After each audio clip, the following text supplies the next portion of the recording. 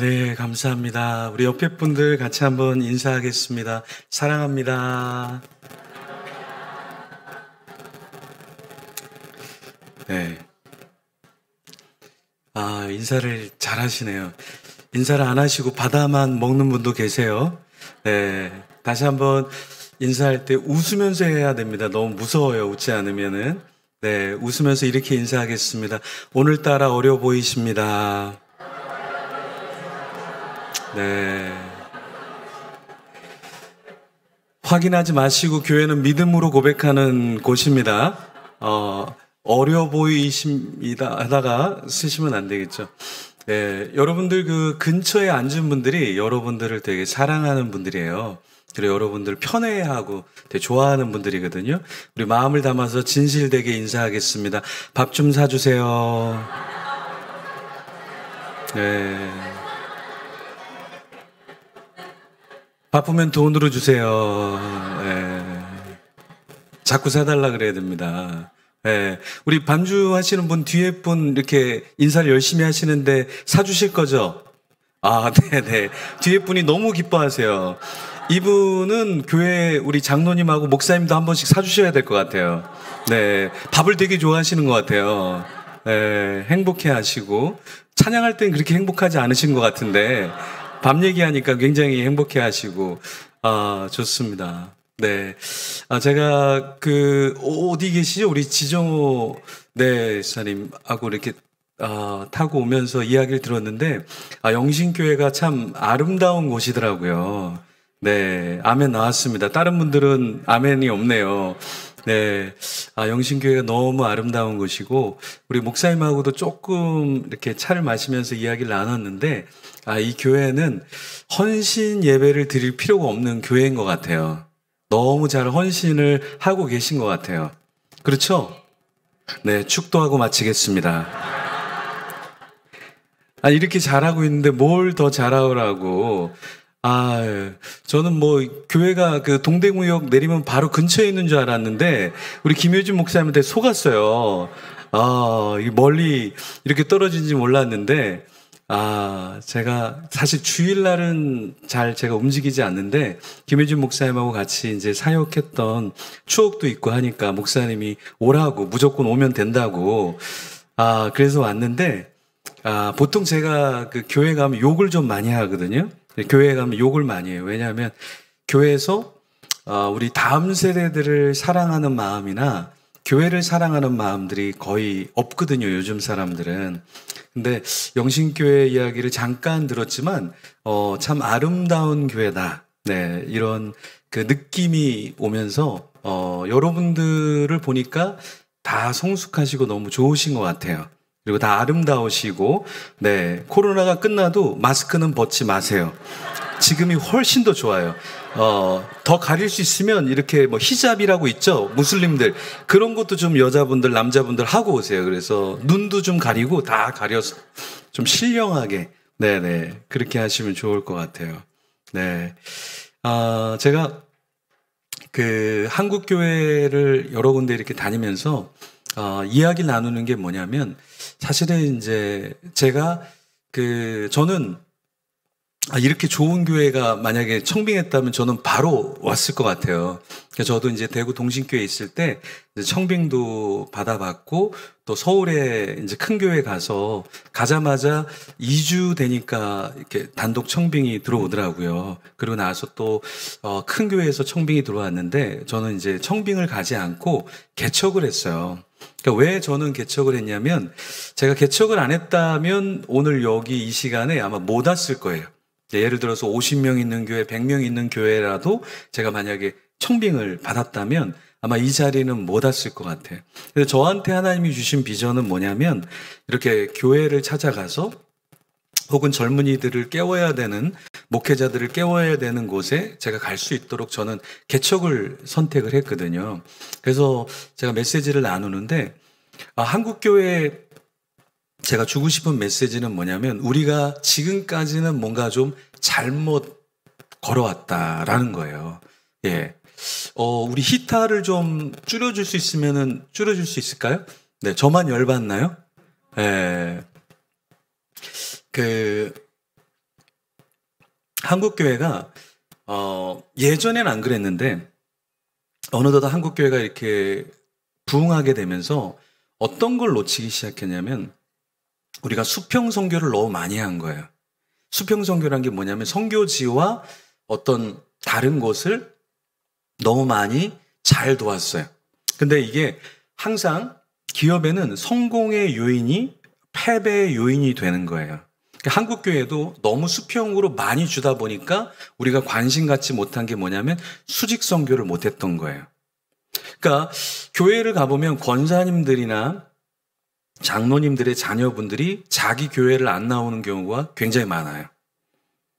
교회에서는 열심히 섬겼는데, 주방에서 열심히 섬겼는데, 제가 부장으로 성가대원으로 열심히 섬겼는데 정작 자기 집에서는 자녀들과 함께 신앙을 논하거나 가르치거나 사랑을 충분히 베풀지 못했다라는 거예요.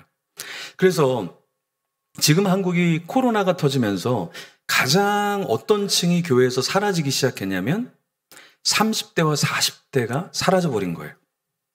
그럼 여러분, 이 30대와 40대의 자녀, 부모가 누굴까요?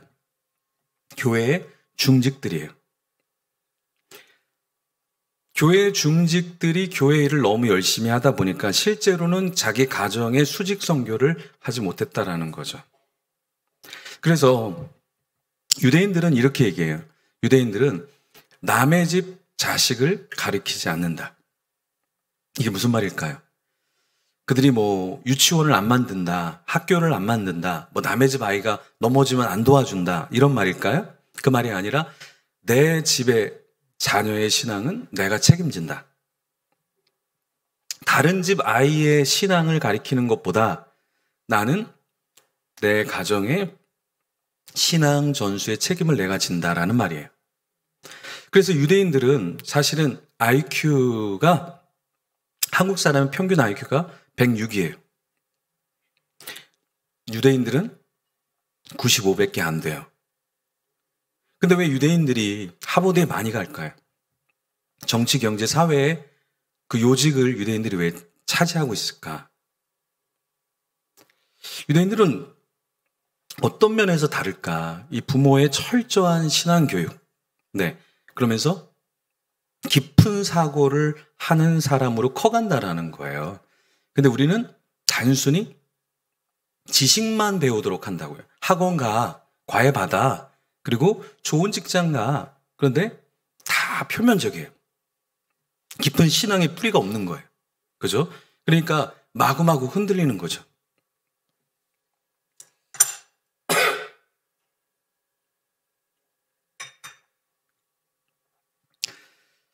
한국 교회가 수평 선교를 하는 게 아니라 그걸 하면서 수직 선교를 많이 했어야 되는데 우리가 수직 선교를 하지 못해서 우리 가정들이 다 무너져 버린 거예요.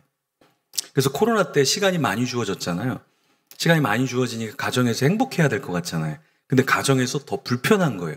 아빠랑 엄마랑 자녀들하고 시간을 많이 보내본 적이 없으니까 오히려 지금이 가정 상담이 가장 많은 시기가 지금이라는 거예요. 부부끼리 너무 같이 오래 있다 보니까 싸우기 시작하는 거예요.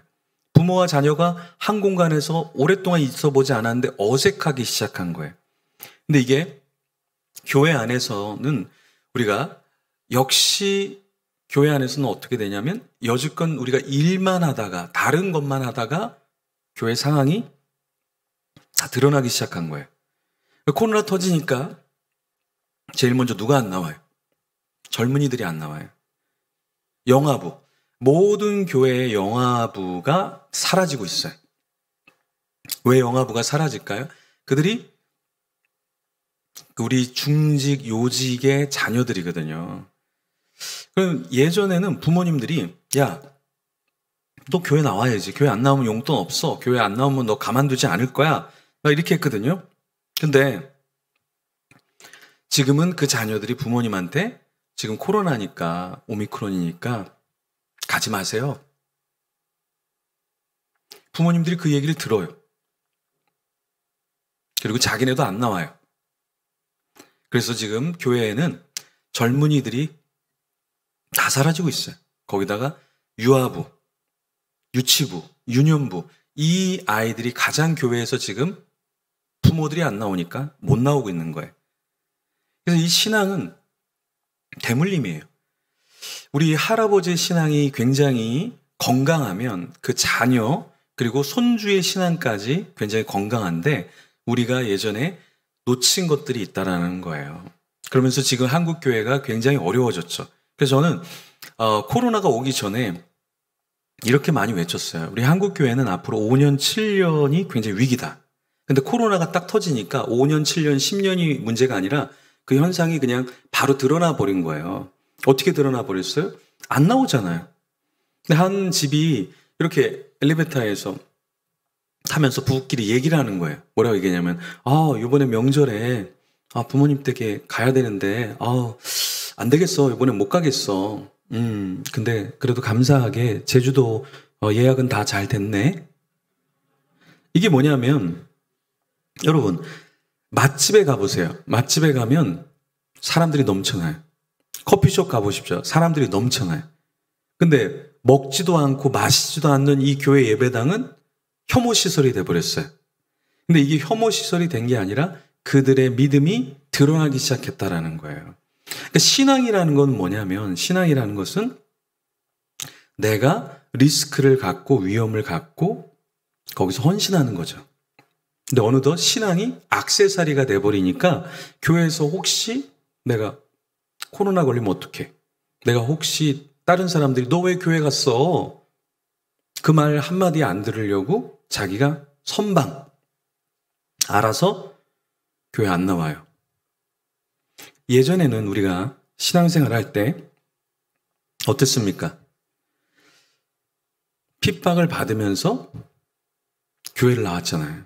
핍박을 받으면서 헌신했잖아요. 돈이 없는데 교회 헌금을 했잖아요. 근데 지금은 어때요? 돈이 있어도 계산하기 시작해요. 섬길 수 있어도 어디가 더 편한 데일까? 어디가 더 사람들이 나를 알아줄까? 자꾸 이걸 계산하기 시작한다라는 거예요. 그래서 진짜 신앙생활을 한다. 진짜 누군가를 사랑한다라는 건 뭐냐면 계산을 안 해야 돼. 여러분이 헌금을 하는데 계산을 하고 있다. 섬기는데 계산한다. 그러면 하나님을 사랑하지 않고 교회를 사랑하지 않는 거죠. 저희 집에는 딸이 2명 있어요. 저도 이제 10년 늦게 나서 이제 초등학생인데요. 어느 날 아내가 저보고 우유를 마시래요. 근데 우유 잘 안 주는데 우유를 이렇게 마시니까 하루 이틀 지난 거라고 괜찮다고 안 죽는다고 마시라는 거예요. 그래서 우유를 잘 못 마시게 하는데 그냥 안 죽었어요. 진짜. 그리고 나중에는 또 요플레를 먹으라는 거예요. 요플레는 진짜 안 주거든요. 이거 먹고 있는데 아내가 그러는 거예요. 3, 4일 지난 거라고. 어차피 요플레가 발효된 식품이라 괜찮다. 그게 발효가 돼서 치즈가 되는 거고 다 그런 거다. 여러분 집에서 가장 좋은 걸 누구한테 줘요? 자녀한테 주죠. 근데 우리 교회는 어떨까요? 우리 교회는 가장 좋은 걸 누가 가져갈까요? 대부분 어른들이 제일 가져가요. 예를 들어서 여기 건물이 좋아요, 안 좋아요? 좋죠. 그럼 우리 아이들이 예배드리는 공간도 좋아야 돼요, 안 좋아야 돼요? 좋아야죠. 그래서 이 교회는 하나 둘씩 막 고치고 있는데 아주 잘하시는 거예요. 그러니까 아이들이 예배를 드리는 곳도 이만큼 쾌적해야 된다. 마이크도 좋아야 되고 음향도 좋아야 되고 이게 다 좋아야 돼요. 이걸 이상하게 생각하면 저희 집의 재정은 한 50%에서 70%는 다 아이들이 쓰는 것 같아요. 네, 저는 개척했는데도 아이들 피아노도 배우게 하고 아이들 뭐 수영을 가고 싶다 그러면 수영도 가게 하고 캠프 가고 싶다 그러면 뭐 가봐라 이렇게 얘기해요. 근데 제가 뭔가 이제 운동을 하려고 하나를 좀 이렇게 살려 그러니까 아내가 그러더라고요. 한번 더 기도해 보라고. 10,000원짜리 사는데 당신 그거 얼마나 할 건지 한번 더 생각해 봐라. 아니 아이들이 뭐 하겠다 그러면 막 계산하고, 아이들이 뭐 한다 그러면 저보고 밤에 저쪽 아파트에 가서 중고책 좋은 거 나왔으니까 그거 싣고 오라 그래요. 그것도 싣고 안 가면 집에 문을 안 열어주니까 어떻게 해요? 밤에 가서 해야죠. 왜? 아이들을 위한 거니까. 그죠? 근데 우리는 지금 교회는 아이들을 위해서는 이렇게까지 하는 데가 많지 않다라는 거예요. 그러니까 우리가 필요한 것에는 마구마구 쓰는데, 네. 근데 아이들 하는 거는 되게 인색한 게 우리라는 거예요. 지금 교회라는 거예요. 제가 어저께 교육자들하고 이렇게 회의를 하면서, 야, 우리 교회가 진짜 잘 되려면은 어떻게 돼야 될까? 같이 얘기를 좀 했어요. 그러면서 제가 두 가지 결론을 내렸죠. 우리가 일단 설교가 짧아야 된다. 재밌어야 된다. 전 좀 유리해요. 생긴 자체가 우습게 생겼기 때문에. 근데 이게 굉장히 중요한 게 뭐냐면, 예배인데 우리는 예배가 길면 다 좋다고 생각해요. 좋죠, 때로는. 근데 길려 그러면 좋아야 돼요. 영화 한 편을 보잖아요. 1시간 반, 2시간. 그거 재미없다고 중간에 나가는 사람은 없어요. 그러면 예배도 1시간을 드리던 1시간 반을 드리던 그 예배가 즐거워야 돼. 그러니까 어른들을 위한 게 아니라 우리 친구들의 예배와 우리들이 함께하는 친구들과 함께 했을 때 굉장히 쾌적해야 된다라는 거예요. 그러니까 투자를 막 해야죠. 제가 서울에서 잠실 앞에 있는 교회에서 이제 섬겼었는데, 야구가 되면 소리가 엄청나게 커요. 잠실 야구장에서. 소리가 막 엄청 밀려 들어와요. 아파트에 있어도. 그러니까 아이들이 야구를 몰라요. 우리 친구들은. 근데 저희 딸들이 야구를 보러 가자는 거예요. 그래서 갔더니 야구는 안 보시고 치킨만 드시더라고요. 저도 야구를 보는 걸 안 좋아하는데, 갑자기 이 재미없던 야구가 쉬는 시간이 되니까 퀴즈를 낸대요. 퀴즈를 내더니 누가 맞췄어요? 예를 들어서 피아노 치는 분이 맞췄다고 해봐요. 그럼 어떻게 할까요? 선물을 주죠. 근데 거기서 어떤 선물을 주냐면 가족 전체 3박 4일 제주도 여행권. 네, 오늘 퀴즈 한번 내볼까요? 말씀 끝에 퀴즈 하나 낼까요? 3박 4일 제주도 여행권 가족 전체? 예. 우리 또 먹는 거 좋아하시는 분 막 박수, 다른 분들은 막 박수. 장로님, 보내주세요, 한번 꼭. 아시겠죠? 네네. 끄덕이셨어요. 됐어요. 네. 뭐 이 땅에서 안 되면 천국에서라도 하여튼간 제주도 한번, 꼭 장로님이, 보내주셔야 돼요. 이분 믿음 좋으시네요. 막, 예, 제주도 얘기 나오니까 막 박수 치시고, 찬양할 땐 박수 안 치시는데 보니까, 여러분. 그리고 나서 또 쉬는 타임이 딱 됐는데, 요번에는 게임을 시키는 거예요. 게임을 시키는데, 게임을 이겼어요. 그랬더니 이분들이 뭐라고 얘기하냐면, 사회자가 50만 원 현찰. 그래서 제가 야구장에서 교회 목회를 배웠죠. 여러분, 이렇게 설교하다가 우리 주일학교 아이들 이렇게 설교하다가 퀴즈 내는 거예요. 우리는 교회니까 많이 못 줘. 야구장은 50만 원 주는데 우린 교회니까 돈이 없어. 건축도 하니까 돈이 없어. 우리는 한 문제당 49만 원이야. 그러면 결석할 아이들이 있을까요? 결석할 아이들이 있을까요? 없죠. 설교 시간에 조는 아이들이 있을까요? 다 받아 적어요. 암기할 거야, 아마. 예전에 우리가 교회가 그 역할을 했어요. 아이들, 가난한 아이들 먹여주고요. 병원을 세워서 진찰을 하고, 배우지 못한 아이들 학교를 세워서 가르쳐주고, 타가소 같은 거를 해서 그 부모 없는 아이들을 키워주고, 교회가 그걸 다 했단 말이에요. 근데 지금은 교회가 세상에게 다 뺏겼어요. 교회가 할 수 있는 게 많지 않고, 그러면서 교회가 교회를 쳐다보기 시작했다라는 거예요. 그러면서 교회는 교회 역할을 잃어갔다라는 거예요. 여러분, 팽이는 언제 서 있을까요? 팽이는 언제 서 있을까요? 돌 때. 팽이는 돌 때 가장 강력하게 서 있을 수 있어요. 우리 교회는 언제 가장 강력하냐면, 헌신하면서 나를 위해 서 있는 게 아니라 지역을 위해서 서 있고, 다른 교회를 위해서 서 있고 선교지를 위해서 서 있고 특히 다음 세대를 위해서 서 있을 때 이 교회가 강력한 영신교회가 될 줄 믿습니다. 우리가 이거를 까먹고 있는 거예요. 이게 우리가 원래 이런 게 교회거든요. 이런 게 교회. 담임 목사님 주보 보니까 뭐 오전도 설교하고 수요일도 설교하고 뭐 금요일도 설교하고 새벽에도 설교하고 내년에는 아마 천국에서 설교할 것 같아요. 네, 이렇게 설교하면 천국에서 하게 되시거든요. 여러분 이 설교 되게 쉬운 것 같죠?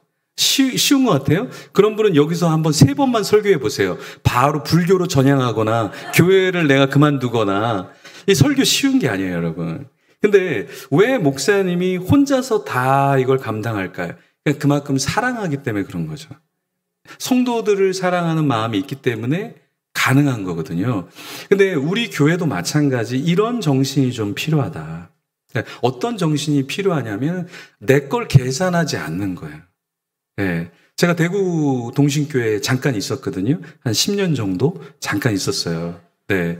그 10년 있으면서 제가 영어 예배를 한 5년 섬겼어요. 그래서 영어 예배 혼자 파트 전도사로 가서 외국인 사역자들 3명 나중에는 이제 좀 부흥해서 세우고 한국인 설교자 저랑 한 명 더 한국어도 하고 영어도 하고 욕도 좀 할 수 있는 사람으로 그래 세웠어요.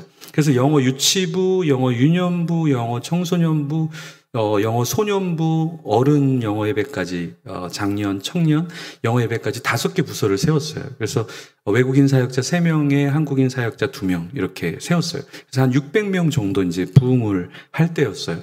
그때 이제 담임 목사님이 청년부를 한번 맡아봐라. 그래서 제가 유학하면서 이제 청년 사역을 하고 했었는데 다시 한국에 들어오면서도 저도 청년 사역할 줄 알고 들어왔는데 이제 거기 교회에서 영어 예배 사역자를 하면 좋겠다 이런 청빙 공고가 나서 영어 예배 사역을 하다가 이제 청년부를 했어요.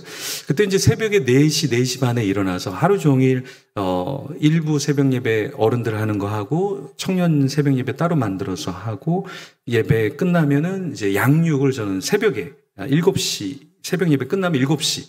그리고 끝나면 이제 아이들하고 맥도날드가 교회 앞에 있어서 아이들 같이 먹으면서 이야기 나누고 집에 잠깐 갔다가 또 회의하고 오전 설교나 교육 준비하고 점심에 신방 나가고 3시부터 5시에는 계속 전화 신방하고 집에 잠깐 갔다가 다시 저녁에 신방하고 저녁에 교육하고 11시에 이제 관리하는 분이 제발 나가라. 이거 쫓아내면 이제 11시에 나가서 집에 가서 12시쯤 자고 그 패턴을 이렇게 쭉 몇 년을 하니까 한 2년 반 정도 하니까 청년들이 한 1200명 정도로 부흥을 하게 되더라고요. 그래서 청년부 예산이 한 1년에 한 10억 정도 됐어요. 왜 그렇게 됐을까? 근데 저는 제 머릿속에는 그 청년부 생각밖에 없고 아이들밖에 제 생각에는 없었어요. 그래서 이제 서울에 올라가서 사역하니까 아내가 그러더라고요. 그때 했던 것처럼 좀 열심히 하라고. 그러니까 머릿속에 항상 그 친구들이 생각이니까 저 친구를 보면 저 친구가 어떻게 살아가는지, 기도 제목이 뭔지, 이게 다 제 머릿속에 다 있었어요. 그래서 될 수 있으면 많은 친구들을 만나려고, 될 수 있으면 많은 친구들하고 전화하려고, 많은 친구들하고 카톡하려고 굉장히 부단히 많이 노력을 했죠. 근데 그때 이제 부응했던 것 중에 한 가지가 뭐냐면 우리 친구들한테 최고의 것을 주면 좋지 않을까. 우린 예산은 있으니까. 그래서 한번 찬양 이렇게 하면 뭐 500만 원 달라 그러면 그 유명한 팀을 데려다가 그냥 우리가 500만 원 줄 테니까 한번 뭐 20분이 30분 하고 싶은 대로 하고 가라고. 그래서 우리는 강사가 올 때 강사료를 책정한 게 아니라 강사료를 얼마를 받고 싶냐, 오고 싶냐. 그래서 우리는 충분히 우리 친구들이 헌금하고 친구들이 다 가져갈 수 있는 구조를 하면 좋겠다. 이런 생각이 있었어요. 그래서 한국에서 부흥하지 않을 때 가장 부흥한 교회가 돼서 뭐 분당 우리 교회 이찬수 목사님 교회나 뭐 김남주 목사님 열린 교회나 뭐 세대인 교회나 한국에서 가장 큰 뭐 교회들 저쪽 전라도의 큰 교회들 다 와서 탐방을 했었어요. 여러분 교회만 안 왔지 많은 교회들이 왔어요. 예. 그래서 제가 여러 가지 이야기들을 그 탐방팀하고 하면서 강조한 게 뭐냐면 가장 중요한 게 예배다. 예배가 되게 중요해요, 여러분. 우리가 생각할 때는 프로그램이 중요할 것 같죠? 그렇지 않아요. 예배가 굉장히 중요해요. 그래서 여러분이 다음 세대를 생각한다. 그러면 다음 세대 예배를 많이 고민하셔야 돼요. 그러니까 재미없게 찬양할 것 같으면 짧게 하세요. 재미없게 설교할 것 같으면 차라리 짧게 하세요. 그러면 아이들이 박수도 쳐주고 센스 있다 그래요. 무식하게 길게 하네 저놈이. 이렇게 째려보지 않아요. 우리는 지금 이 시대에 다 젊은이들이 오지 않아요.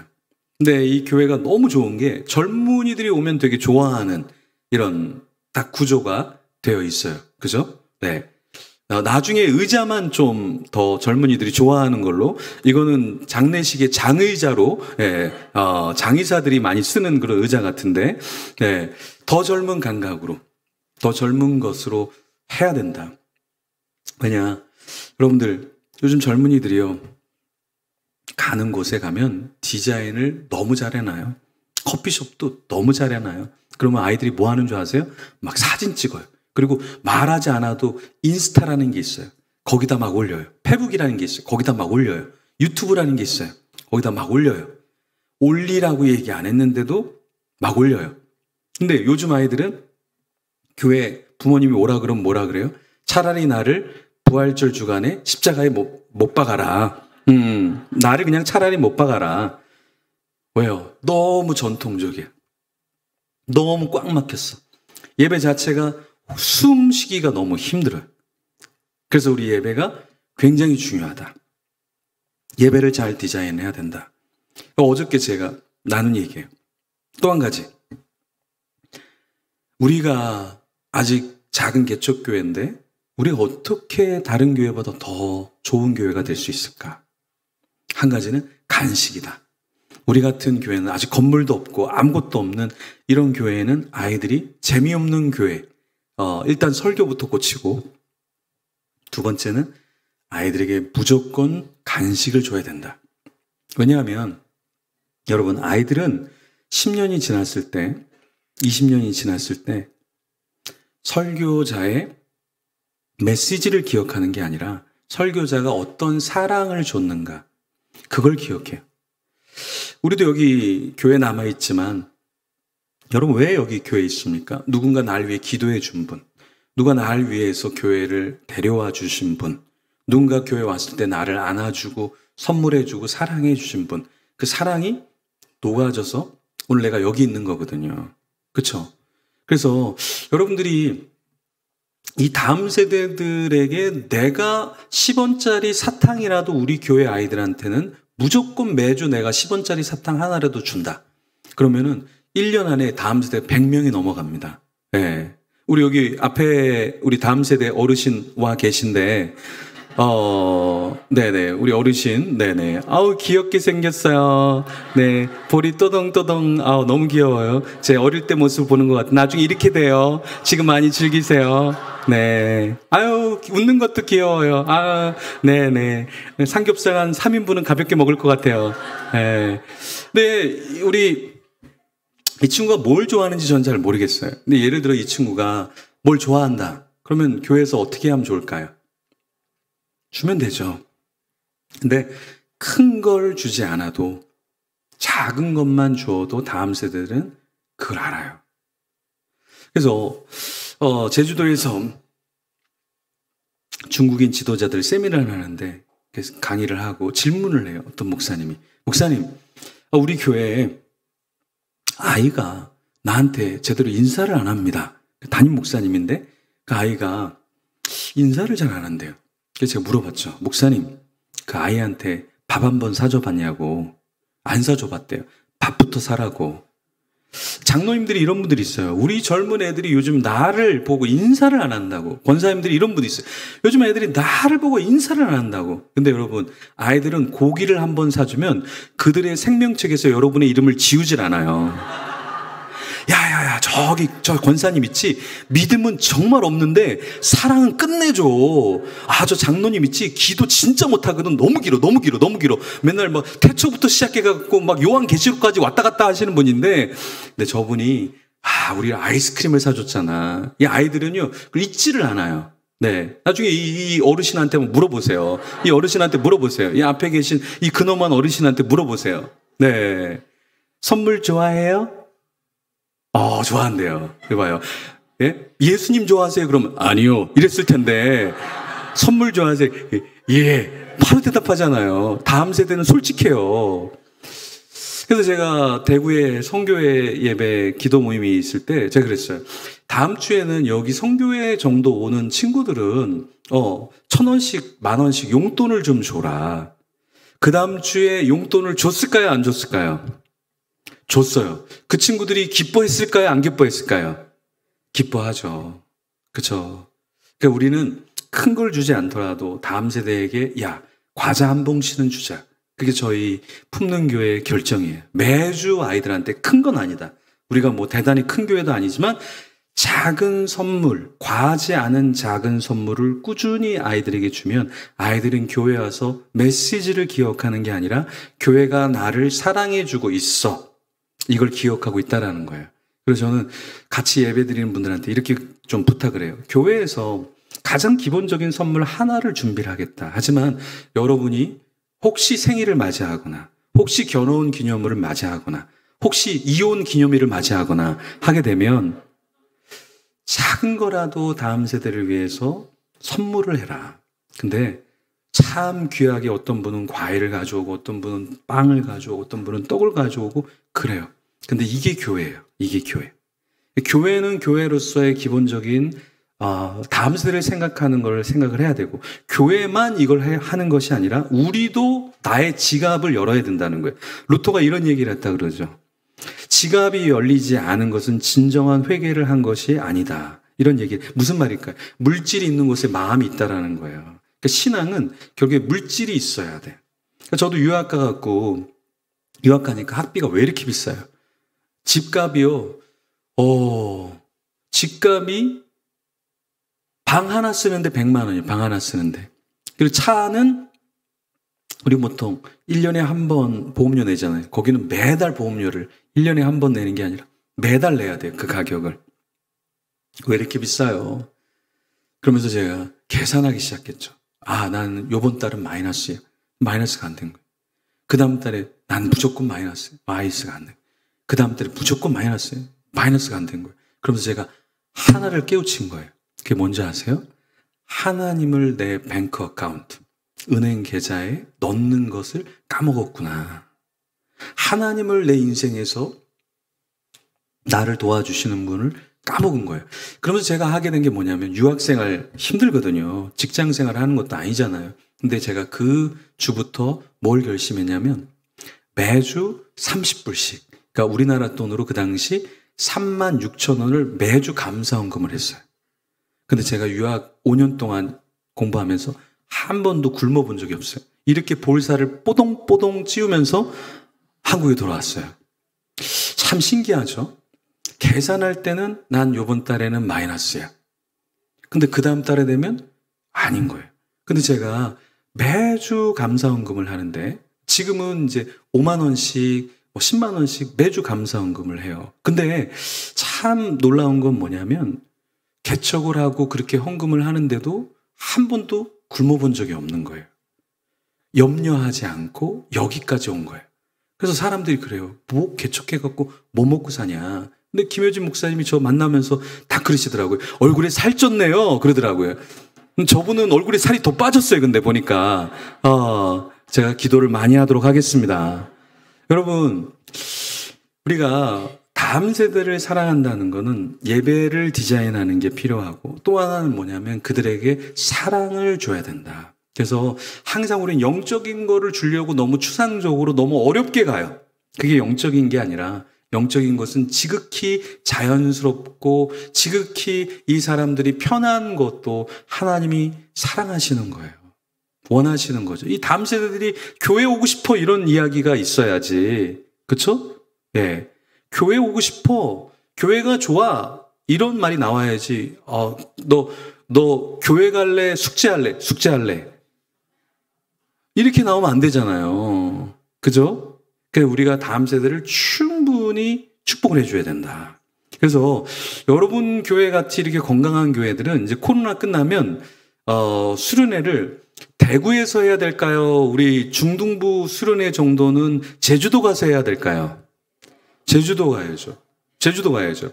이 친구 지금 진작에 듣고 있어요. 내가 지금 다 듣고 있다. 다 듣고 있다. 기분이 웃고 있어요. 제주도 좋아요? 네. 옆에는 누구예요?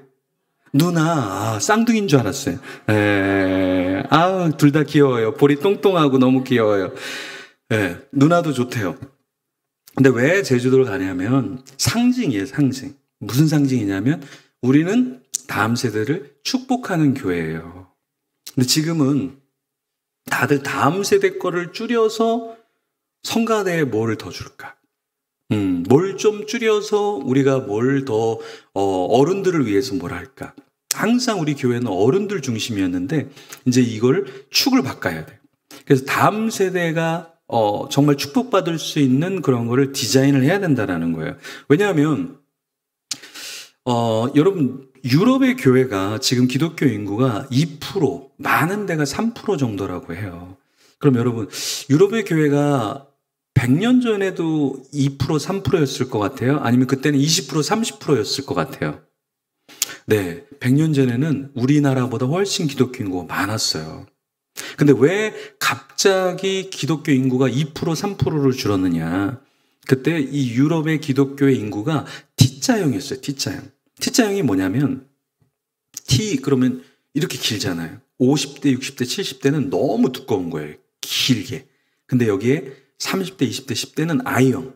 이 T자형에 딱 그냥 막대기 하나인 거예요. 그래서 50대, 60대, 70대 어른들이 싹 사라져 버리니까 그 교회에 2%, 3%밖에 안 남는 거예요.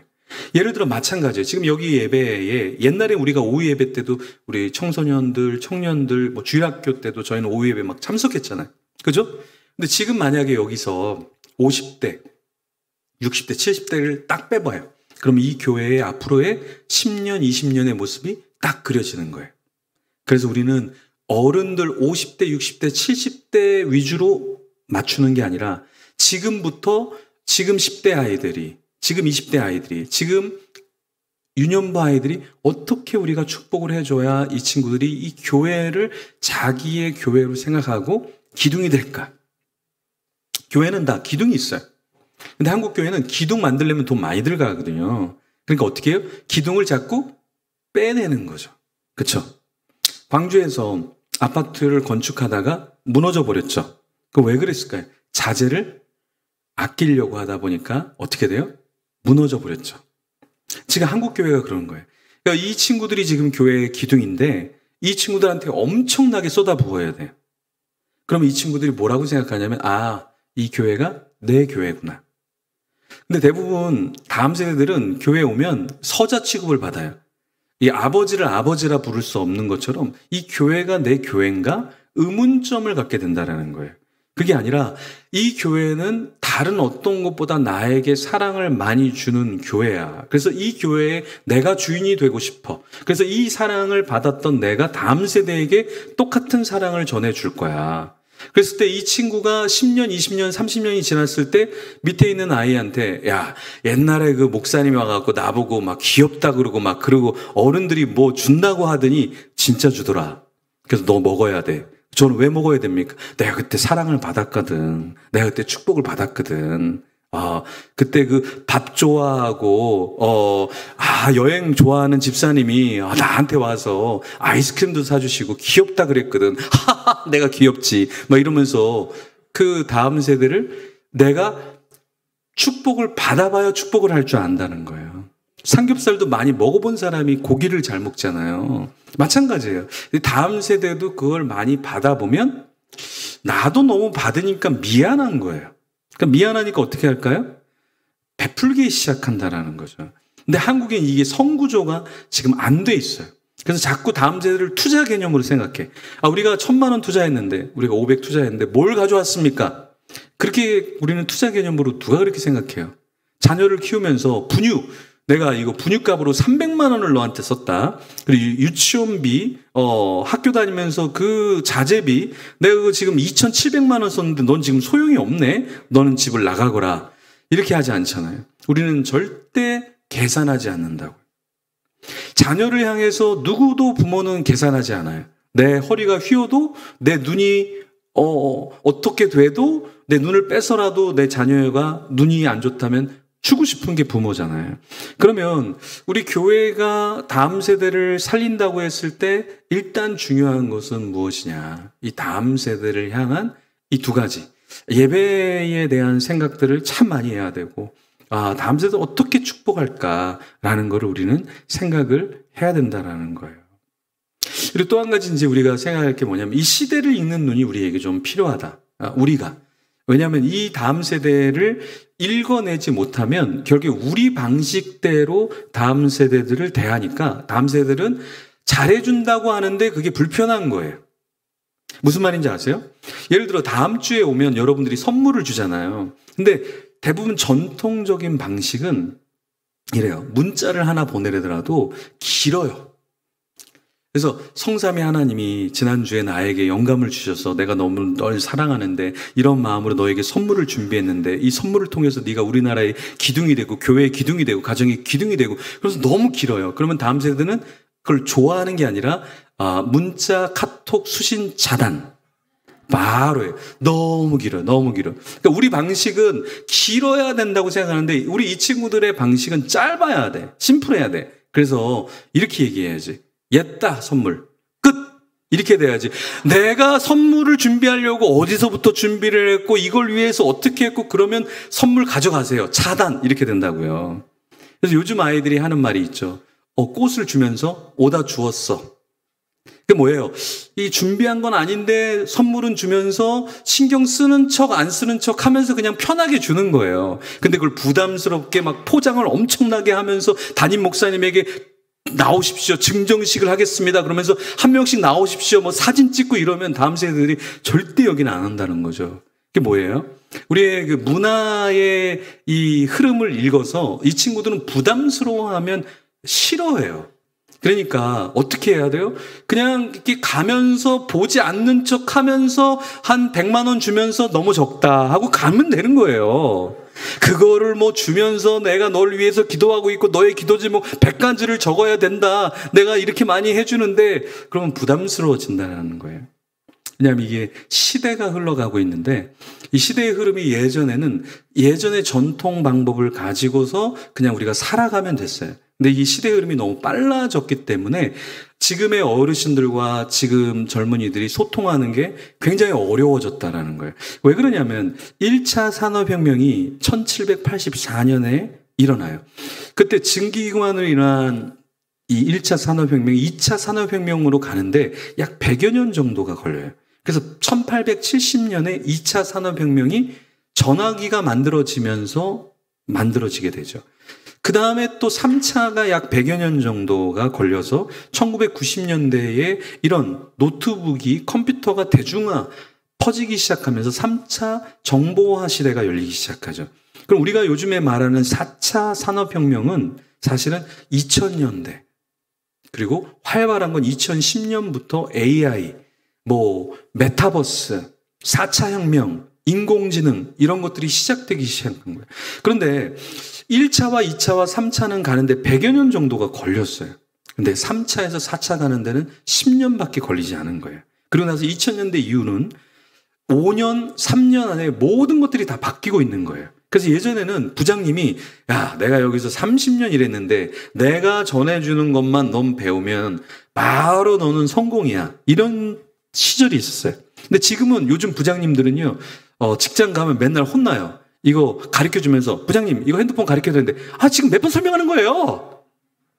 부장님들이 이거 지금 엑셀 좀 해야 되는데 이거 메타버스 뭐 좀 해야 되는데 이거 줌 뭐 해야 되는데 부장님 잘릴 거예요 말 거예요? 지금 제대로 하실 거예요? 이렇게 하시라고 그러잖아요. 그걸 못해요. 나 이거 핸드폰 잘 못하겠는데 이게 못 따라가는 거예요. 문화를 못 따라가는 거예요. 근데 이게 직장에서만 회사에서만 그런 게 아니라 이 교회 안에서도 우리가 이 젊은이들의 문화를 못 따라가는 거예요. 이 생각의 구조를 못 따라가는 거죠. 항상 우리 이렇게 얘기해요. 나 때는 말이야. 저도 오늘 와서 라떼부터 시켰는데, 나 때는 말이야. 아무것도 없었는데 다 했어. 나 때는 말이야. 천막에서 예배했어. 너네 추울 때 천막에서 예배해. 그러면 천막으로 때릴 수 있어요. 다음 세대가. 그죠? 이게 지금 부모님과 어르신 세대를 우리는 자수성가형 시대라 그래요. 자수성가형. 아무것도 없었는데 학원도 제대로 못 갔는데 어쨌든 사업을 일구고 직장에 가서 뭔가를 이뤘던 자수성가형들이 다음 세대를 볼 때는 다음 세대가 약해 보이는 거예요. 그리고 아이들이 굉장히 순하긴 순한데 제대로 뭔가를 안 하는 것 같은 거예요. 그래서 여기서 오는 갈등들이 있다. 그러면서 엄마들이 바뀌기 시작해요. 그게 무슨 말이냐. 옛날에는 엄마 그러면 희생적이고 기다려주고 뭔가 이렇게 하는 사람을 엄마라고 그랬잖아요. 근데 요즘에는 맘이라고 얘기해요. 맘. 그럼 어떤 맘이냐면 헬리콥터 맘 들어보셨죠? 아이들이 뭐 하나 헬리콥터처럼 계속 빙빙 도는 거예요. 그죠? 그리고 연락하는 거죠. 너 학원 가라 그랬는데 지금 뭐 어디가 있는 거야? 다 알고 있어요. 헬리콥터 맘. 네. 별똥별맘. 갑자기 아무 신경 안 쓰다가 성적이 왜 이렇게 된 거야? 지 아버지 닮아갖고 막 뭐라고 얘기하고 사라지는 별똥맘맘. 네. 앵그리맘. 처음부터 끝까지 아침부터 신경질, 밤부터 신경질이에요. 이렇게 뱀소리를 내면서 엄마가 한번 얘기하면 알지? 뱀소리를 계속해서 내면서 무서운 아침부터 화내고 밥을 남기면 남겼다고 화를 내고 많이 먹으면 엄마보다 빨리 먹었다고 화를 내고 지 애비 닮았다고 화내고 이렇게 해서 앵그리맘이라는 게 있는 거예요. 미니뱀맘. 아이를 학원 여기 끝나면 저기 끝나면 또 운동한다고. 예전에는 우리가 농구장 가서 농구했잖아요. 지금 어떻게 해요? 다 엄마들끼리 카톡으로 요번에 선생님 2시간 모셨는데 10만 원씩 내시면 됩니다. 일주일에 한 번 3주 동안 농구 교실 합니다. 이렇게 해서 아이들이 농구장 가서 농구를 하는 게 아니라 다 카톡에서 모아서 선생님을 모셔다가 그렇게 해요. 이 미니밴맘, 그 장소에 아이를 태우고 끝나면 바로 다음 스케줄이 또 있어요. PD맘, 아이가 뭘 해야 될지 계속 PD처럼 가르쳐 주는 거예요. 매니저맘, 계속해서 넌 이렇게 지금 이게 문제야. 다음에 이렇게 가야 돼. 알겠어? 매니저맘. 카페맘, 카페에 가서 모든 정보를 다 캐와서 학원은 저기 칠곡에 저기야. 저기 서울에 여기는 주말에 가서 한번 다녀와 줘야 돼. 카페에서 모든 정보를 다 캐내는 거예요. 돼지맘. 뚱뚱해서 돼지맘이 아니라 엄마들을 다 몰고 다니는 거예요. 엄마들에게 요번에 과외 선생님이 딱 내려오시는데 3개월만 딱 여기 있다가 가신답니다. 같이 할 엄마들 손 드세요. 저를 따라오세요. 이게 돼지맘이에요. 그래서 엄마들을 휘젓고 다니는 이 돼지맘이 있다라는 거예요. 캥거루맘. 아이를 보호하는 거예요. 근데 10대, 20대까지 보호하는 게 아니라 30대, 40대, 50대가 돼도 엄마 이거 어떻게 해야 돼? 내가 도와줄게. 내가 도와줄게. 그래. 요번 이혼은 내가 다 도와줄게. 끝까지 다 책임져 주려고 하는 거. 이 캥거루맘. 이게 뭘까요? 예전에 엄마와 상당히 많이 달라졌죠. 그러면서 아이들이 어떤 아이들이냐면 여러분들이 이제 잘 보시면 여기 있는 어르신들은 우리 친구들을 보면 우리 친구들의 특징이 있어요. 그 특징이 뭐냐면 소심해졌다. 자기 주도적이지 않다. 그리고 자기 인생의 결정에 장애가 있다. 뭘 먹어야 될지 어디를 가야 될지 자기가 결정할 수가 없어요. 예전에는 수련회 간다 신청해 그러면 저 갈 거예요 그러는데 요즘 아이들은 야 가자 수련회 그러면 뭐라 그래 아이들이? 엄마한테 물어볼게요. 엄마가 허락해야 되는데요. 네, 지금은 그런 시대예요. 근데 이게 어느 정도 되냐면 제가 여기 대구에 있을 때도 어떤 친구가 연락이 와요. 그 친구의 나이는 37살 남자. 엄마에게 전화가 왔어요. 목사님, 우리 아들이 결혼을 해야 되는데 지금 있는 소그룹은 자매들이 별로인 것 같아요. 그래서 우리 아들에게 제가 전화했다라는 얘기는 하지 마시고 소그룹을 바꿔주세요. 37살 아들인데.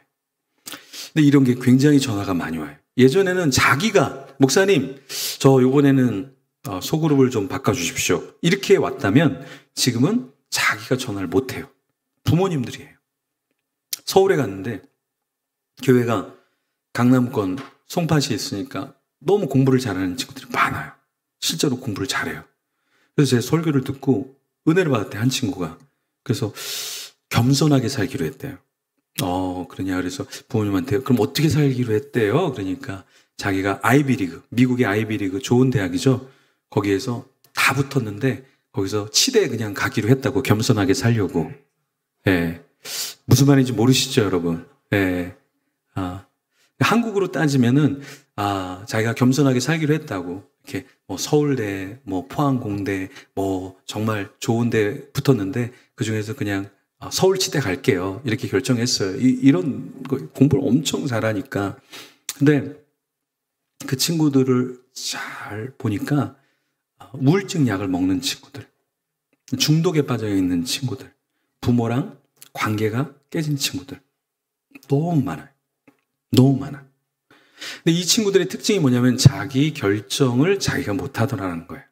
근데 한 친구가 제가 밥을 사줬는데 서울 가서는 제가 고기를 많이 사줬어요. 고기. 만나보면은 교회 목사님한테 고기나 밥을 얻어 먹어본 적이 없대요. 그래서 이거 참 희한하다. 그래서 만나면 무조건 고깃집 가갖고 고기 구워주고 그랬거든요. 근데 어느 날 이렇게 이야기를 하는데 자기는 우울증 약을 먹고 있대요. 리더인데 자기는 정신병원에 갔다 왔대요. 그리고 이제 그렇게 아이들을 만나다가 어느 날 어머니가 사무실에 왔어요. 주일날. 근데 목사님 우리 아들 밥도 사주시고 당연히 사줘야죠. 근데 어머니가 그러는 거예요.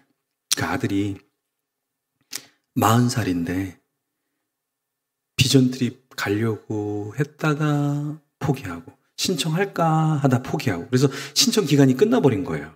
그래서 신청 기간이 끝나서 더 이상은 안 됩니다. 다음에 신청하셔야 됩니다. 교회는 룰이라는 게 있잖아요. 그죠? 행정적인 절차가 있잖아요. 누구는 받아주고 누구는 안 받아주면 나중에 소문이 다 나잖아요. 그러니까 어머니가 우시더라고요. 우시면서 우리 아들이 정말 학교 다닐 때 공부를 잘했고 미국에 가서 유학도 하고 정말 잘했는데 회사에서 적응 못하고 지금은 집에만 있는데 이 비전 트립을 가면 자기는 너무 좋겠다고 하는데 신청했다가 포기했다, 신청했다, 포기했다. 근데 그런 아이들이 굉장히 많다라는 거예요. 이게 뭐냐? 요즘 젊은이들의 삶이 어떤가를 사실은 보여주는 거예요. 공부는 잘하는데 공부를 잘하는 기계를 만들어 버리는 거예요. 그래서 대학교에 교수로 있는 청년이 있는데 너는 강남에서 살았으니까 너 초등학교 때는 어떻게 살았니? 그러니까 목사님 말도 마세요. 집에 가면 딱 문을 열잖아요. 그러면 가방이 9개가 놓여있대요. 가방이 9개. 그럼 그 9개의 학원 가방을 해치우면 집에 들어갈 수 있대요.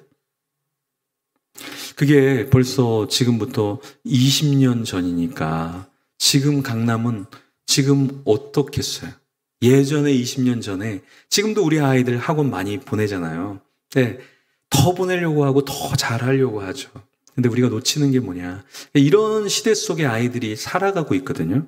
그럼 우리가 교회가 뭘 해야 되냐면 사실은 좀 많이 격려를 해줘야 돼요. 교회의 역할은 여기서 와서 야, 너 중간고사지? 너 성적이 어떻게 돼? 그런 걸 물어보는 게 아니라 너 지금 잘하고 있어. 너 지금 충분히 존귀해. 너가 있으니까 정말 기분이 좋아. 지금은 힘들어도 참아야 돼. 사실 이런 말들을 우리가 다음 세대에게 많이 해줘야 되거든요. 그리고 특히 우리 부모님들, 오늘 가서 우리 부모님들은 꼭 실천해야 될 게 있어요. 문자나 카톡이나 전화나 얼굴 보고 이야기할 수 있으면 고마워. 이 말 한마디 하세요. 고마워. 미안해. 왜 그러냐면 우리 자녀들은 부모가 잘해준다고 부모들은 생각하지만 자녀들은 그렇게 생각 안 하는 경우가 있어요. 이게 무슨 말이냐면 부모들은요 99가지를 자녀들이 막 못하다가 한 가지만 잘해도 와 우리 딸이 우리 아들이 너무 좋아. 이게 부모예요. 근데 자녀들은요 99가지를 다 잘해주다가 부모가 하나 딱 못해주잖아요. 그럼 그 하나 못해준 게 부모라고 생각해요. 그래서 우리 부모 세대는 자녀들에게 고마워, 미안해, 내가 참 부족해서 이 말을 하면 자녀들은 회복이 돼요. 부모들도 역시 자녀들에게 어떤 이야기를 들으면 회복이 될까요? 감사합니다. 죄송합니다. 잘 효도했어야 되는데 이 말을 들으면 녹아져 내리지 않을 부모가 없는 거예요. 근데 이거를 우리는 항상 다음 세대에게 우리가 이것을 요청하는 게 아니라 우리 부모 세대가 다음 세대에게 뭘 해야 될까요? 우리가 먼저 말을 걸어줘야 되는 거예요. 아, 많이 부족했어. 우리 교회가 많이 부족했어. 설명할 필요 없어요. 그걸 다시 성삼위 하나님께서 나에게 지혜를 주셨는데 내가 너무 많이 부족했고 너도 많이 부족했고 우리 목사님은 더 부족했고 막 이런 식으로 나가면 안 된다라는 거예요. 그냥 단순하게 고마워. 그냥 단순하게 참 귀해. 참 이뻐. 참 내가 부모가 내가 처음이라서 너무 미안해. 이 말 한마디면 자녀들은 모든 상처가 다 풀린다라는 거예요. 제가 이 대구에서 사역할 때 양육을 했는데 양육 과제 중에 하나가 뭐냐면 부모님에게 가서 편지를 전해주는 거예요. 근데 편지를 전해주러 갔는데 집이 포항인데 포항에 갔는데 얘가 편지를 못 주고 가만히 있으니까 엄마가 야, 너 왜 안 가고 그래? 근데 얘가 눈물이 그냥 탁 터져버린 거예요. 그래서 엄마랑 그 딸하고 얘기를 했는데 초등학교 때 그 엄마가 교회에서 부장이었고 아빠도 교회에서 부장이었는데 교육부 부장이었는데 이 친구가 이제 질문을 한 거예요. 신앙적인 질문을 했는데 그 부모님이 야, 넌 아직 그런 것도 몰라? 이렇게 얘기한 거예요. 그러면서 이 딸 아이는 그 20대 공무원이 되고 공부도 잘하고 공무원도 된 그 나이 때까지 부모에게 진실되게 자기의 감정을 한 번도 표현해 본 적이 없는 거예요. 왜? 그때 상처 입었던 걸 또 당하지 않으려고 늘 가짜의 모습을 보였던 거죠. 자기의 마음을 부모에게 전달을 못했던 거예요. 그래서 그랬었어 하면서 자기도 울고 그 이야기를 들었던 엄마도 울어버린 거예요. 그러면서 그 가정이 화해하기 시작했지만 그 부모가 자녀를 향해서 용서를 구하고 그 자녀도 부모를 용서하는 그런 것이 우리 가정 가운데, 우리 교회 가운데 사실은 필요하다라는 거예요. 우리는 내가 이만큼 해줬잖아. 이게 아니라 내가 더 해줬어야 되는데 미안해. 할 때 이 자녀들의 마음이 회복되기 시작한다라는 거예요. 여러분, 우리 자녀들이 눈물을 흘리려면 부모는 피눈물을 흘려야 돼요. 내가 피눈물을 막 흘리잖아요. 그러면 자녀들은 눈물 조금 찔끔 흘려요. 그게 부모와 자녀예요. 교회에서 우리는 많은 희생과 헌신을 하잖아요. 그럼 다음 세대는 그때는 몰라요. 그때는 몰라요. 이 친구들이. 한 5년, 10년, 20년 지나야 교회가 그 많은 것들을 건축하고 많은 일들을 하고 그 풍파 속에서 우리를 이렇게 챙겼구나 하고 그때 우는 거예요. 그죠? 그게 우리 부모가 사실은 우리 교사가 사실은 이런 사람이 돼야 된다라는 거예요. 대구에 있을 때 한 친구가 직장 생활도 성실하게 하고 신앙 생활도 되게 잘하는 거예요. 같이 식당에서 밥을 먹는데 목사님 제가 원래 이러지 않았습니다. 무슨 말이야? 제가 대학생 때 사업을 했는데 사업이 너무 잘 됐대요. 그러다가 사업이 진짜 지금 그 친구가 40 정도 되니까 20년 전에 대학교 나이 때 한 달에 1,000만 원씩 벌었대요. 20년 전에 1,000만 원씩 대학생이. 그럼 많이 번 거죠. 근데 그때 자기가 11조도 안 하고 세상에서 그냥 살고 싶은 대로 살고 막 그랬대요. 그러다가 이제 사업이 불법으로 하다가 망한 거예요. 시골에 갔는데 아버지가 장모님인데 자기가 잘못하시지 않았는데 울면서 하나님께 기도를 하고 있더래요. 자기가 잘못해서 아들이 저렇게 된 거 아닌가. 근데 그 모습을 문틈 사이에서 보면서 이 아들이 그 아버지의 사랑을 알아버린 거예요. 그러면서 그 이후로 내가 잘못해서 내가 불법적으로 내가 인생을 이렇게 사는데 아버지가 뭘 잘못했는데 왜 저 아버지가 저렇게 처량하게 울고 있을까. 그러면서 자기도 그때 눈물이 났던 거예요. 그러면서 목사님 결심했습니다. 바르게 살기로. 그리고 저는 지금 월급 받는 사람이지만 11조 감사하고 정말 지금 제대로 하고 있습니다. 오히려 돈이 많을 때는 하나님도 자기가 제대로 인정하지 않았지만 그 아버지의 그 모습을 보고 저는 인생에서 전환점을 갖게 됐습니다. 그 이야기를 하더라고요. 우리 교사 선생님들 또 교사는 아니지만 교회 어른분들 우리가 헌신 예배를 드리잖아요. 세미나를 하잖아요. 근데 이때 우리가 기억해야 될 게 뭐냐면 우리 자신을 하나님께 드리는 것이 필요하다라는 거예요. 우리가 하나님께 드릴 때 다음 세대가 그걸 배우기 시작한다는 거예요. 저는 제 자녀를 늦게 낳았는데 집에서 운동하려고 제가 이렇게 이렇게 앞뒤로 이렇게 박수를 치면서 이렇게 다녔어요. 근데 아이가 걷기 시작하면서 걷는데 이렇게 걷는 게 아니라 제가 했던 그 모습 그대로 박수를 치면서 걷기 시작하더라고요. 나는 가르친 적이 없는데 쟤는 어디서 저렇게 배웠을까? 그러니까 한 번 눈에 본 게 그게 인류는 저렇게 걷는 거구나. 이걸 배우게 된 거죠. 인류는 저렇게 걷는 거구나. 그래서 자녀는 말로 배우지 않고 우리의 삶으로 배운다라는 거죠. 그래서 우리가 한마디 하고 우리가 한 행동하고 우리가 하나를 방향성을 잡는 게 굉장히 우리가 다음 세대에게 중요한 거예요. 그런 말 있잖아요. 눈이 내렸을 때 함부로 걸어가지 마라. 그것이 다른 사람에게 길이 되기 때문이다. 낭떠러지 길로 가면은 거기에 길인 줄 알고 거기에 뭔가 가시밭길이 있는 거를 걸어가면 그게 길인 줄 알고 그 길을 따라가잖아요, 사람은. 그러니까 우리가 사실은 다음 세대에 따라오는 발걸음을 지금 족적으로 우리가 만들어가고 있는 거거든요.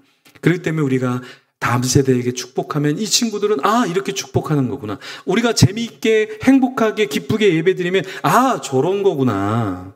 네.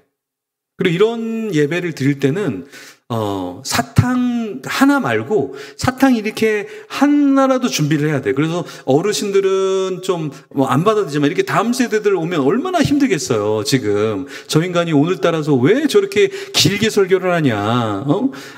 힘들어 죽겠다. 이제 끝내라. 근데 나가시면서 이렇게 광고할 때 나가시면서 오늘 선물 작은 거 있습니다. 작은 거 받아가십시오. 그러면 끝까지 남아요. 선물이 있을 때까지 남아요. 그죠? 우리가 다음 세대를 위해서 조금은 무언가 해야 된다. 그래서 저는 교회에 사모원이 있어야 된다라는 얘기를 하는데요. 이 얘기만 하고 같이 찬양하고 기도할게요. 사모원. 첫 번째는 뭐냐? 자원이 있어야 된다. 자원이라는 게 뭐냐면 많은 물질과 많은 환경도 중요하지만 이 다음 세대를 위한 자원, 그러니까 교사, 준비된 교사, 준비된 목회자, 준비된 부장, 준비된 부감, 준비된 섬김이들이 필요하다. 여러분 학원을 보낼 때 어떤 학원을 여러분은 보내고 싶으세요? 전문가가 없는 아르바이트가 가리키는 학원, 그런 데서 여러분 자녀를 보내고 싶으세요? 아니면 전문 강사가 있는 그런 학원을 여러분 보내고 싶으세요? 전문 강사. 그럼 교회에서도 자원이 필요하다. 다음 세대를 고민하는 그런 부장, 그런 교사, 그런 분이 있다라는 소문이 나면 다 이쪽으로 보낼 거예요. 교사인데 어떻게 그렇게 자원이 좋아, 거기는. 이 자원이 내가 돼야 된다. 그리고 그 교회 권사님은 주일마다 사탕을 이렇게 몇십 개씩 가져와갖고 보이는 아이들마다 사탕을 주더래. 대단한 분이네. 대단한 분이야.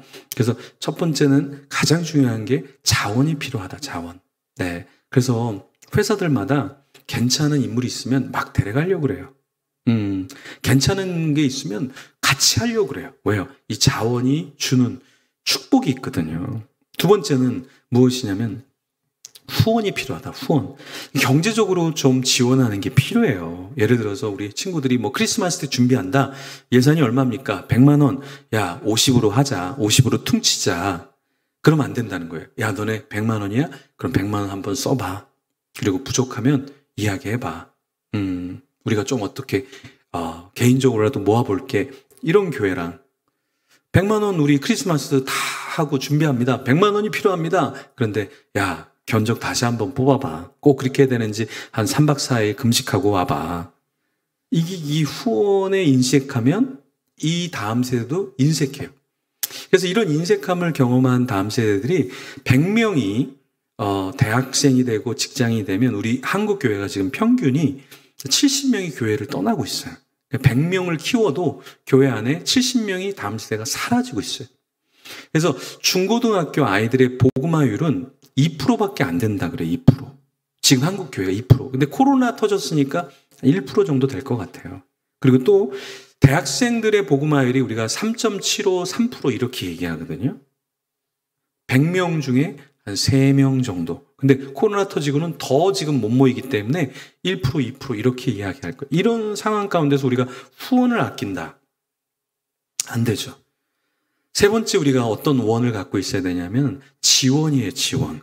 그래서 좋은 장소, 좋은 건물, 우리만 편한데, 우리만 대부분 이제 교회 에어컨이 본당에 있거나 원로 장로님실에 있거나 권사님실에 에어컨이 나오는데 우리 다음 세대들은 그 오래된 선풍기 놔두고 이것도 시원하다. 아직까지 이걸로 살 수 있다. 이렇게 하는데 시간대도 예배를 드릴 시간대가 다음 세대들이 언제가 제일 편할까? 어떻게 지원해야 될까? 시간도, 시간대도, 장소도 이 지원을 우리가 해야 된다는 거예요. 요즘 아이들은 몇 시에 일어나는 줄 아세요, 여러분? 몇 시에 일어나는 줄 아세요? 요즘에 이런 말이 있어요. 10시족, 12시족, 5시족. 10시는 학교 안 가잖아요. 그럼 이 친구들이 어떻게 돼요? 10시에 일어나는 친구들은 굉장히 착한 친구예요. 잠깐 일어났다가 세상이 돌아가고 있구나 하고 다시 자는 거예요. 그죠? 그리고 12시족은 일어나서 밥 먹고 아침은 안 먹어요. 요즘은 친구들은. 여러분들 다음 세대를 내가 축복할 거예요. 나랑 같이 아침 먹자. 그러면 이건 고문인 거예요. 대부분 이제 이 11시, 12시 착한 친구들이 그렇게 일어나요. 그리고 이제 청년부들은, 대학생 청년들은 대부분 3시, 4시 정도 일어나요. 그래서 청년을 부흥시키고 싶으면 예배 시간을 3시, 4시 이후로 잡으시면 돼요. 우리 청년부 예배를 서울에 갔는데 큰 교회예요. 한 2,000명, 3,000명 모이는 교회인데 담임 목사님이 저를 찾아왔어요. 목사님, 제가 청년부를 부흥하고 싶습니다. 그래서 제가 청년부 예배를 제가 설교하겠습니다. 그래서 11시 예배를 청년부 대예배로, 어른들은 다른 시간으로 하고 그렇게 제가 예배를 디자인하겠습니다. 그래서 제가 말씀드렸죠. 제일 빨리 망하는 길입니다. 청년들은 11시에 올 수가 없습니다. 여러분, 요즘 청년들은요, 12시 이후에 자요. 대부분 착한 친구들이 3시, 4시에 자요. 그런데 그걸 모르고서 청년부 예배를 우리가 9시에 하자. 중고등부 예배를 우리가 7시에 하자. 그건 옛날 조선시대, 옛날 고조선시대, 가능한 일이에요. 지금은 그게 가능하잖아요. 그러니까 이 친구들에게 지원을 한다라는 건 단순히 물질만 지원하는 게 아니라 이 친구들이 제일 편하게 예배드릴 수 있는 장소, 시간, 그걸 우리가 포기할 수도 있어야 된다. 우리 때문에 이 아이들이 더 불편한 시간이 아니라 이 아이들이 먼저 뭔가를 선택하고 그다음 우리가 선택하는 게 부모의 역할이지 않을까. 그래서 우리 자신을 하나님 앞에 올려드릴 때, 나를 올려드린다. 되게 중요하지만, 나를 올려드리는 것이 아니라, 나를 내려놓고, 다음 세대들이 하나님께 올려질 수 있도록. 우리가 시소게임 하잖아요. 시소게임 할 때 어떻게 해요? 내가 위로 올라가면 내려가잖아요, 누군가는. 내가 내려가면 어떻게 되겠어요? 누군가는 올라가잖아요. 그래서 우리가 이제는 다음 세대들이 하나님께 올려지기 위해서는 내가 조금 불편하더라도, 불편한 시간, 불편한 장소, 그걸 차라리 우리가 사용하겠습니다.